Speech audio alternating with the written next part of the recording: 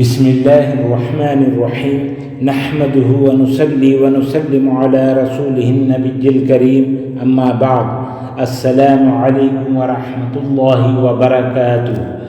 معزز ناظرین و سامعین اکرام، پریشانی کے وقت کی دعا۔ حضرت ابن عباس رضی اللہ عنہ نے بیان کیا کہ نبی کریم صلی اللہ علیہ وآلہ وسلم پریشانی کے وقت یہ دعا کرتے تھے: لا الہ الا اللہ العظیم الحلیم، لا الہ الا اللہ رب السماوات والارض ورب العرش العظیم۔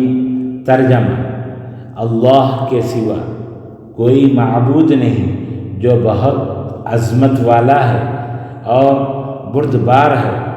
اللہ کے سوا کوئی معبود نہیں جو آسمانوں اور زمین کا رب ہے اور بڑے بھاری عرش کا رب ہے۔ صحیح بخاری حدیث نمبر 6345۔ آمین یا رب العالمین۔ نوٹ: یہ دعائیں خود بھی یاد کریں اور اپنے بچوں کو بھی یاد کروائیں۔ اللہ تعالی ہم سب کا حامی و ناصر ہو۔ السلام علیکم ورحمۃ اللہ وبرکاتہ۔